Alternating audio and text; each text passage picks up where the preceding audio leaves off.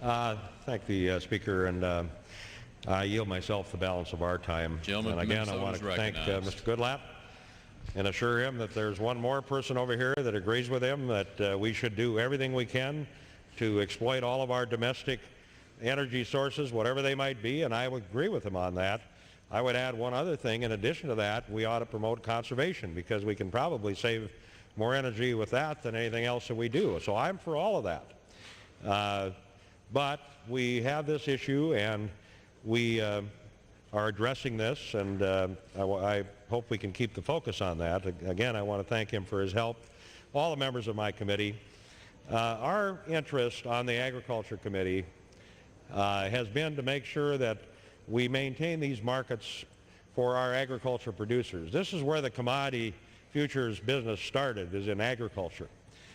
We are much smaller markets now than energy and then financials, and we're concerned about what's going on with this additional money that's coming into the markets in terms of the agriculture markets.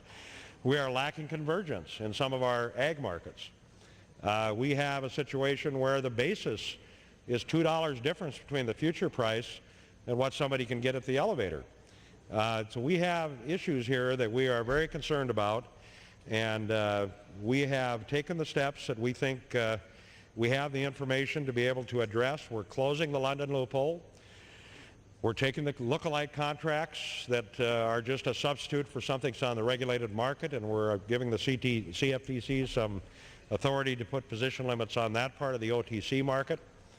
But in the areas where we don't have enough information, which is considerable in the OTC market, in terms of how much of this is pension funds, how much is index funds, how much is hedge funds, are they long or are they short, what's going on within that market, we don't have that information.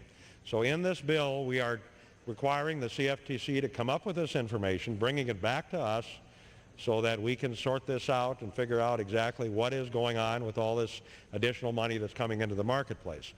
We've also asked the regulated market, the CME, to look into why we don't have convergence in the wheat market, why we had a problem with cotton here a few months ago. So we are, we think, doing a responsible effort here to address a concern that's been raised by a lot of people. And we are looking forward to getting the rest of this information, but we have a good bill, responsible bill. I encourage my colleagues to support it, and yield back.